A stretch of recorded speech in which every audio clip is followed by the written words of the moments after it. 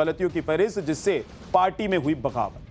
पश्चिम बंगाल में चुनावों के दौरान जिस खेला की बात हो रही थी, वो असली खेला तो अब शुरू हुआ है बॉस। लेकिन इस खेल से बीजेपी पूरी तरीके से बाहर हो गई और दूसरी तरफ ममता बनर्जी की पार्टी इस खेल में फुटबॉल बन गई। एक महीने में ही यह हालत हो गई है कि मां माटी मानुष की बात करने वाली ममता बनर्जी की पार्टी टीएमसी के 3 टुकड़े होने वाले।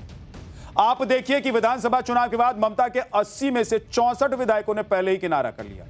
विधानसभा में विपक्ष के नेता के पद पर बागी विधायकों का कब्जा हो गया।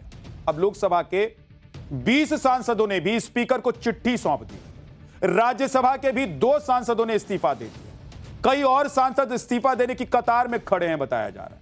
अब टीएमसी का तीसरा पाला बचा हुआ, जिसमें ममता बनर्जी और अभिषेक बनर्जी के साथ उनके वफादार कुछ नेता बचे हुए। तो क्या टीएमसी का गेम ओवर हो गया है, या टीएमसी से ही ममता बनर्जी की छुट्टी हो जाएगी?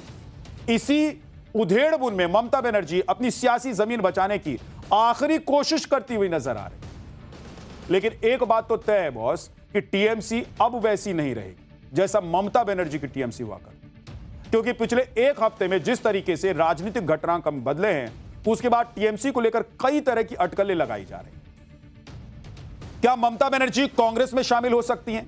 क्या टीएमसी के बागी सांसद बीजेपी में शामिल हो सकते हैं? क्या टीएमसी के बागी विधायक ममता बनर्जी से टीएमसी को छीन लेंगे? ऐसा इसलिए कहा जा रहा है क्योंकि टीएमसी के सांसद दिल्ली में बीजेपी नेताओं से मिल रहे हैं। उधर ममता बनर्जी के विधायक कह रहे हैं कि वो बंगाल में सरकार के साथ मिलकर काम करें। इधर ममता बनर्जी भी अभिषेक बनर्जी के साथ सोनिया गांधी और राहुल गांधी के साथ मीटिंग पर मीटिंग कर रहे हैं। दिल्ली से लेकर बंगाल तक कैसे उथल पुथल मची हुई है, आज ही आपको बताने वाला हूं। लेकिन पहले एक ट्रेलर देखिए।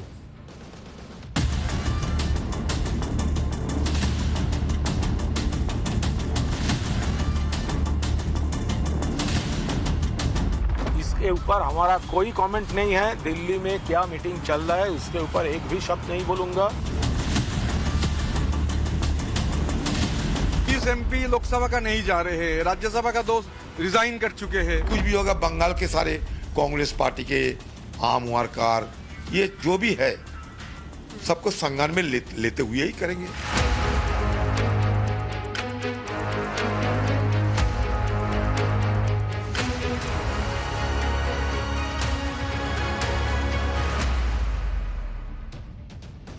आप सोचिए कि जिस पार्टी को ममता बनर्जी ने अपने दम पर खड़ा किया, जिस पार्टी को ममता बनर्जी का चेहरा कहा जाता रहा है, जिस पार्टी की बदौलत ममता बनर्जी ने 15 साल तक सत्ता चलाई, आज उसी पार्टी को बचाने के लिए ममता बनर्जी दिल्ली तक दौड़ लगा रहे। कहा जा रहा है कि विधायकों और सांसदों की बगावत के बाद ममता बनर्जी कांग्रेस में अपनी पार्टी का विलय कर सकती है।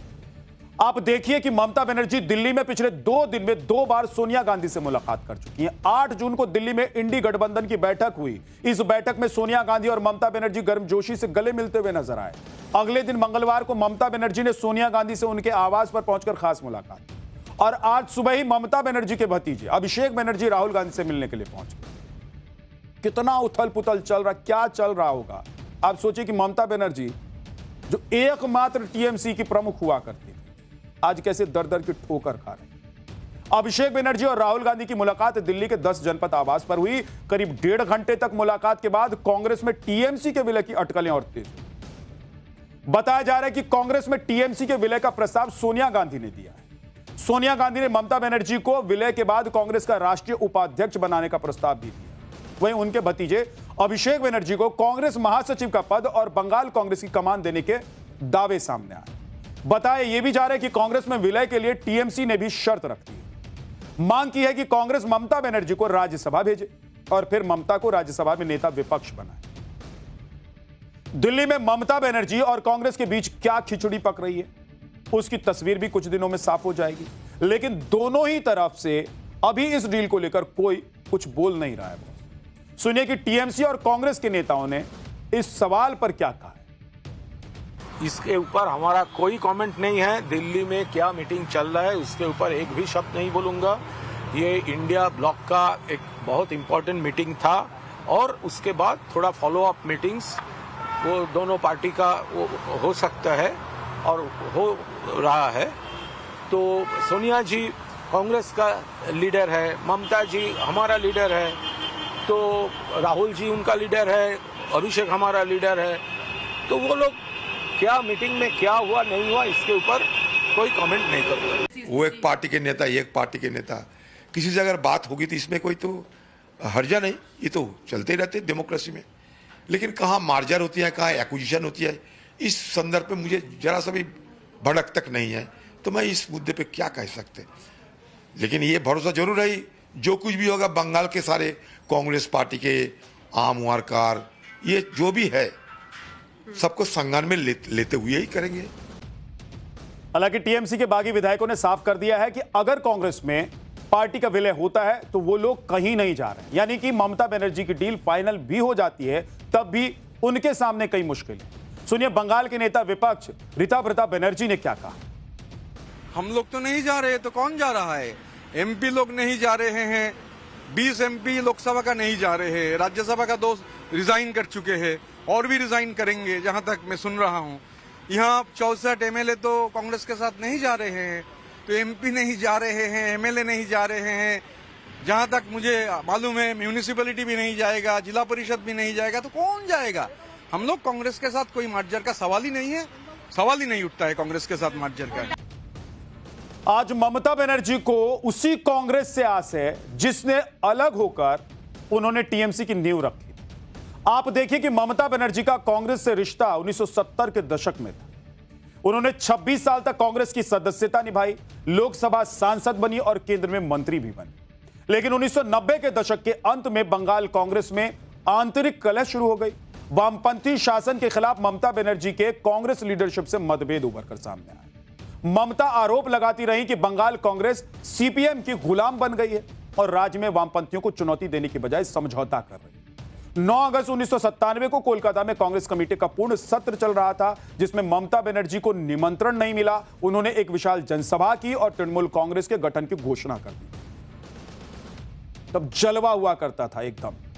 ममता बनर्जी ने टीएमसी बनाने के बाद जो चाहा पश्चिम बंगाल में किया, लेकिन 22 दिसंबर 1997 को कांग्रेस ने उन्हें पार्टी से निष्कासित कर दिया। ममता बनर्जी ने प्रेस कॉन्फ्रेंस में ऐलान किया कि वो तृणमूल कांग्रेस के बैनर पर चुनाव लड़े। 1 जनवरी 1998 को चुनाव आयोग ने इसे आधिकारिक राजनीतिक दल के रूप में मान्यता दी। कांग्रेस और टीएमसी के विलय की अटकलों के बीच अब ममता बनर्जी को नसीहत देने वालों की भी कमी। शिवसेना के संजय राउत कह रहे हैं कि कांग्रेस को मजबूत करने के लिए पार्टियों को एक साथ आगे आ जाना चाहिए। ये शिवसेना उद्धव गुट के नेता हैं, कह रहे हैं कि कांग्रेस के झंडे के नीचे आकर सभी दलों को बीजेपी से लड़ना चाहिए। अब सोचिए कि इंडी अलायंस यानी कि इंडी गठबंधन इन्होंने बनाया बीजेपी से लड़ने की। अलग अलग पार्टी एक मंच पर, एक टेबल पर बैठकर बीजेपी से लड़ती रही। अब वो काम भी नहीं हो रहा है। तो क्या संजय राउत ये कहना चाहते हैं कि सभी पार्टी कांग्रेस में शामिल हो जाए, विलय हो जाए सबका, और तब लड़ लेंगे मोदी से? ये पहली बार नहीं है। वैसे ममता बनर्जी को लेकर आपको बता दूं कि कांग्रेस की जरूरत उन्हें पड़ी। 2001, 2009 और 2011 में ममता बनर्जी की टीएमसी ने कांग्रेस के साथ गठबंधन किया, लेकिन इस बार के विधानसभा चुनाव के दौरान दोनों पार्टियों ने एक दूसरे पर जमकर हमला बोला। वो भी तब जब दोनों पार्टियां इंडी गठबंधन का हिस्सा थी, जिसका मैं जिक्र कर रहा था कि भाई ये सभी इंडी गठबंधन के बैनर तले क्यों आए, कि मोदी को हराना है, बीजेपी को हराना है, लेकिन नहीं हो पाया। राहुल गांधी ने कैसे ममता बनर्जी को लेकर पानी पी पी कर उस वक्त बयान दिए थे जब चुनाव चल रहा था, जब कांग्रेस कह रही थी कि टीएमसी हमारी कोई नहीं, और टीएमसी कह रही थी कि अगर इधर टेबल पर साथ में बैठ गए तो भगा देंगे बंगाल से। मतलब इतना सब कुछ चल रहा था बंगाल में। लेकिन अब देखिए कि ममता बनर्जी कांग्रेस के द्वारे खड़ी। एक बार राहुल गांधी क्या कह रहे थे उस वक्त, सुनिए। भाई और बहनों, ममता जी बीजेपी के लिए बंगाल में रास्ता खोल रही है। यह सच्चाई है। सच्चाई है कि अगर ममता जी ने सही तरीके से काम किया होता, अगर ममता जी ने बंगाल के लिए काम किया होता, भ्रष्टाचार नहीं किया होता, आरजी कार जैसे केस पर एक्शन लिया होता, तो यहां पर कोई बीजेपी का खतरा नहीं होता। ये पश्चिम बंगाल में जब विधानसभा के चुनाव चल रहे थे उस वक्त का बयान है राहुल गांधी का। आप अंदाजा लगाइए कि उस वक्त राहुल गांधी क्या कह रहे थे, बोल रहे थे, और अब ममता बनर्जी, राहुल गांधी और सोनिया गांधी के यहां दौड़ लगा। आज ही ममता बनर्जी को एक और बड़ा झटका लग गया बॉस। टीएमसी की राज्यसभा सांसद सुष्मिता देव ने संसद की सदस्यता और पार्टी की सदस्यता से इस्तीफा दे दिया।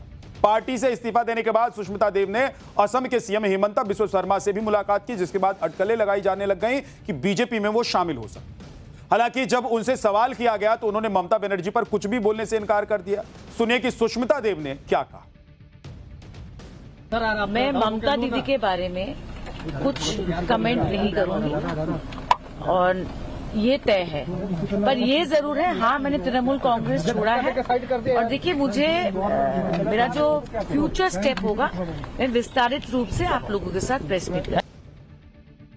और आज टीएमसी के 19 बागी सांसदों की लिस्ट भी सामने आ गई जिन्होंने दस्तखत किए हैं। इसमें सबसे चौंकाने वाला नाम आपको बताऊं कौन सा है? सायोनी घोष, शत्रुघ्न सिन्हा, यूसुफ पठान। ये 3 नाम ऐसे इस लिस्ट में सामने आ गए, दिख गए, जिसको देखकर लोगों ने कहा कि क्या ये ऐसा भी हो सकता है? सायोनी घोष, शत्रुघ्न सिन्हा, यूसुफ पठान, ये भी टीएमसी छोड़ देंगे। लेकिन हो गया बॉस। सायोनी घोष टीएमसी की फायर ब्रांड नेता रही हैं। वो जादवपुर लोकसभा सीट से सांसद हैं। तेज तर्रार इतनी कि ममता बनर्जी से उनकी तुलना की जाने लग गई। विधानसभा चुनाव में टीएमसी की सबसे बड़ी स्टार प्रचारक के तौर पर उभर कर निकली। बताया जा रहा है कि सायोनी घोष की नाराजगी की सबसे बड़ी वजह उन्हें पार्टी नेतृत्व से समर्थन नहीं मिलना। असल में सायोनी चुनाव प्रचार के समय विपक्ष के निशाने पर आई तो उनके साथ कोई नेता खड़ा नहीं हुआ। अभिषेक बनर्जी ने इसी साल सायोनी घोष को पार्टी की युवा इकाई टीएमसी यूथ कांग्रेस का राष्ट्रीय अध्यक्ष बनाया था। लेकिन जिस तरह से अभिषेक बनर्जी का पार्टी में विरोध हो रहा है, उससे भी सायोनी घोष खुद को अलग करना चाहती हूं। सुनिए कि टीएमसी की बागी विधायक शताब्दी रॉय ने ममता बनर्जी और अभिषेक बनर्जी से नाराजगी की कितनी वजह गिना दी। अब यह एक छोटा सा ब्रेक ले रहा हूं, लेकिन ब्रेक के बाद आपको बताऊंगा कि कोट या फिर ब्लेजर के बाजू में एक साथ 3 बटन या उससे ज्यादा बटन आपने कई बार देखे होंगे। क्यों लगाए जाते हैं जबकि इन बटन का कोई काम नहीं होता है? सोचा है कभी? आपको बताऊं।